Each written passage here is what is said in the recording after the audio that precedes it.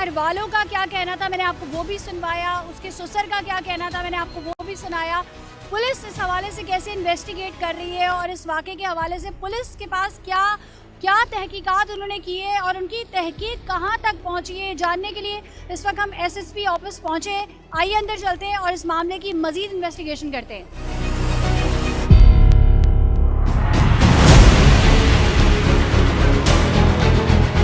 ये 15/6 को जो है अशोक की और शांति की शादी हुई थी। ये बेसिकली हिंदू कम्युनिटी है।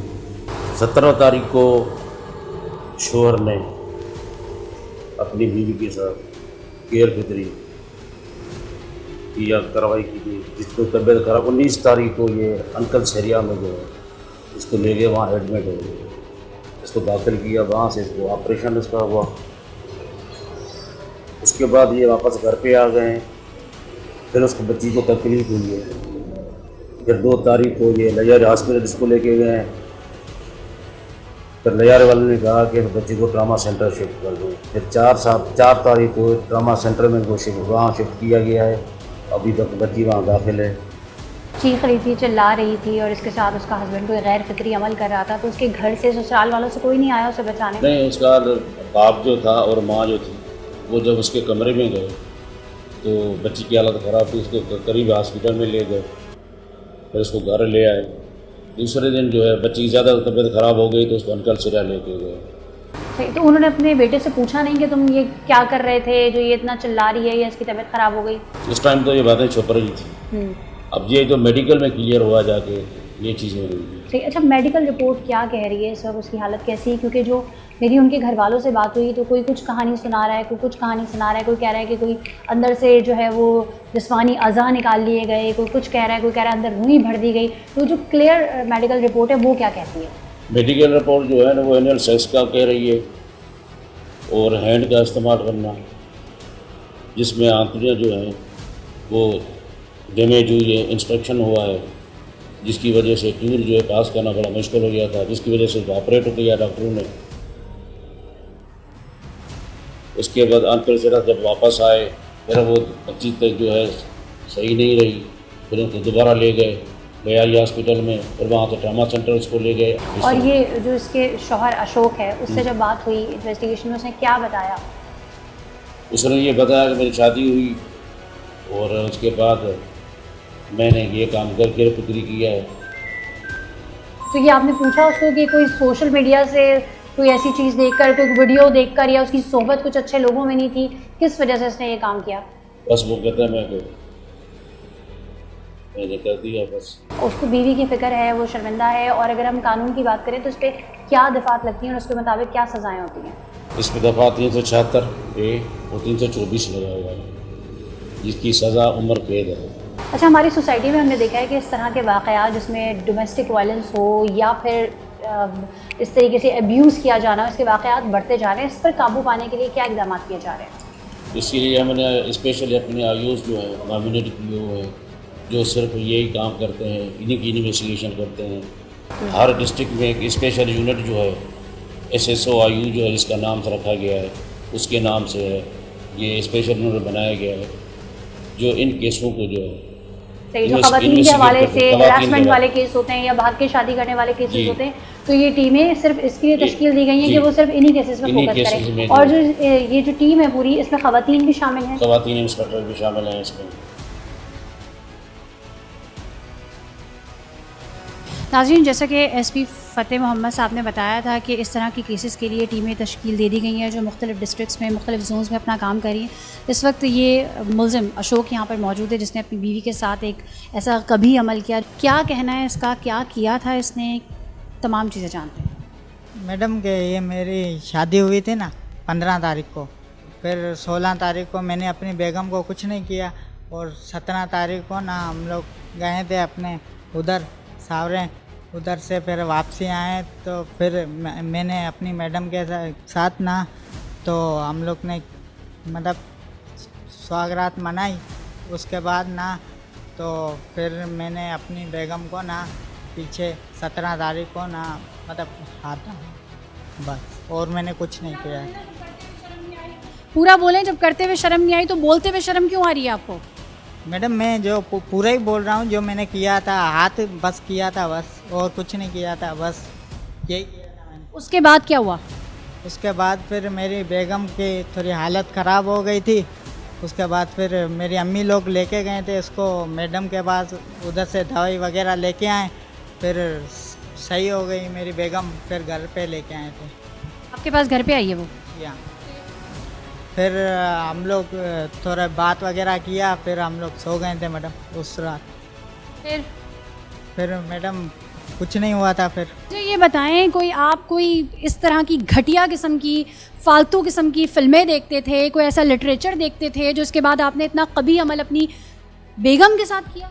मैडम ये मेरे से गलती हो गई, ये मैं मानता हूँ बिल्कुल, मगर मेरे पास टच तो मोबाइल। दिमाग में क्या था आपके, जो आपने ये अमल किया, आपके दिमाग में क्या था, किसने भरा था, क्या था? क्योंकि आपके वालिद साहब तो झूठी सच्ची कहानियाँ सुना रहे हैं कि उसके ऊपर तो जिन्नात आते हैं, तो फलाना आते हैं, तो उसका दिमाग ऐसा है।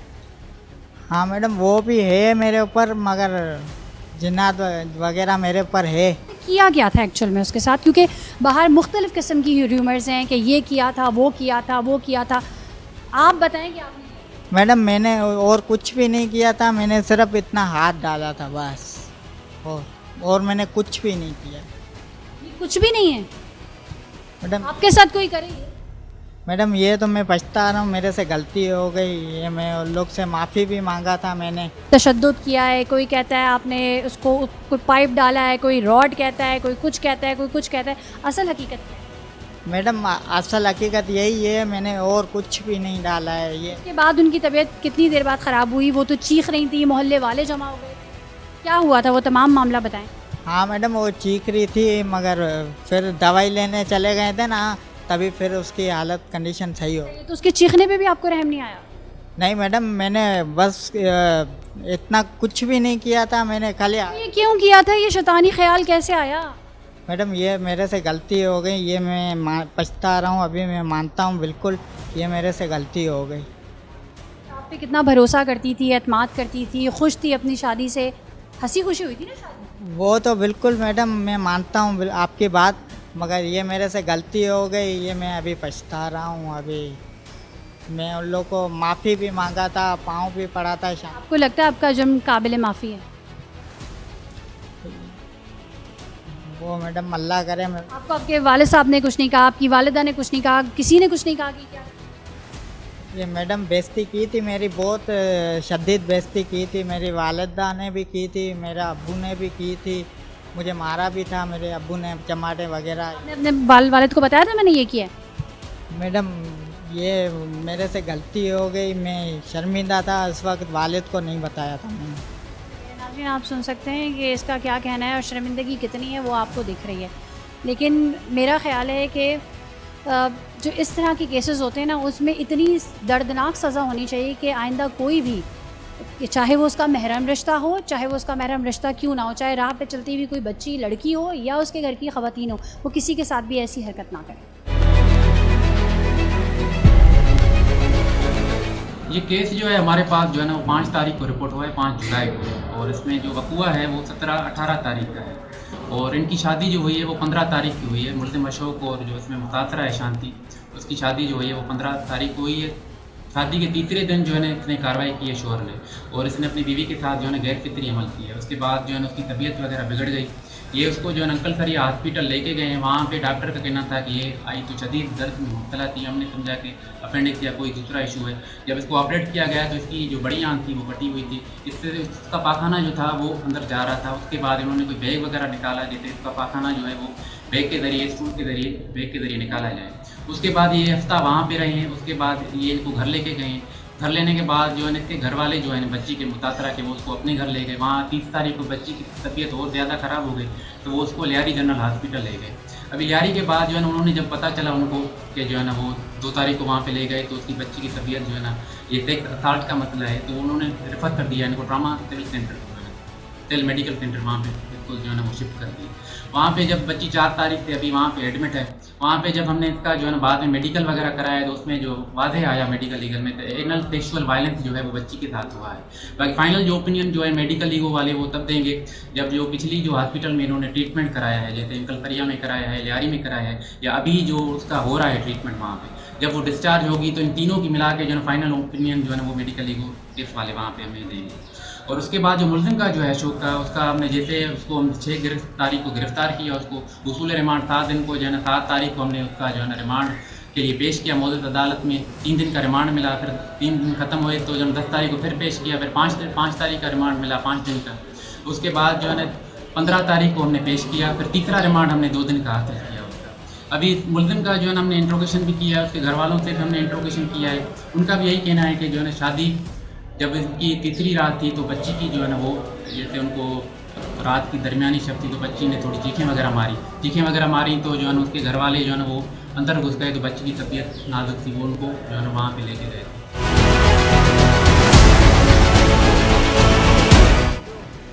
एक नई जिंदगी, एक नया रिश्ता और सिर्फ 3 दिनों में सब कुछ खत्म। शांति एक 19 साला नौब्याता दुल्हन जिसने सुहाग की चूड़ियों के साथ एक नया ख्वाब बांधा था, लेकिन वो ख्वाब इसके जिस्म पर लगे जख्मों में दफन हो गया। शांति की जिंदगी पर जो जुल्म हुआ उसने ना सिर्फ इसके जिस्म बल्कि पूरे माशरे के ज़मीर को झंझोड़ के रख दिया। ये वाकया सिर्फ लड़की पर होने वाला जुल्म नहीं था, ये उस खामोशी पर सवाल है जो घर की दीवारों के अंदर दफन कर दी जाती है। ये उस रवैये पर ज़र्ब है जिसे घरेलू मामला कहकर नज़रअंदाज कर दिया जाता है। पुलिस ने अशोक को गिरफ्तार तो कर लिया, मगर क्या ये गिरफ्तारी काफ़ी है? क्या वो दर्द कभी खत्म हो सकता है जो शांति के अंदर पल रहा है? बेहोशी में, तन्हाई में, कौमा में। याद रखिए, तहकीक सिर्फ जुर्म बेनकाब नहीं करती बल्कि वो सवाल छोड़ती है जो हमें खुद से करना होंगे। क्या हम वाकई एक महफूज माशरा है? क्या बेटी की शादी उसकी किस्मत का फैसला है या सज़ा? ये फैसला पूरे माशरे को मिलकर करना है, वरना पछतावा कभी कम नहीं होगा। तब तक के लिए सरा फैसल को इजाज़त दें, फिर मिलेंगे एक नए राज, एक नई हकीकत और एक ऐसे ही भयानक वाक़ये के साथ जो शायद किसी और शांति को खामोशी की गहराई से आवाज़ देने पर मजबूर करे। तब तक याद रखिएगा, ज़ाहिर हर चीज़ नहीं बताता और सच हमेशा नज़र नहीं आता। अल्लाह हाफ़िज़।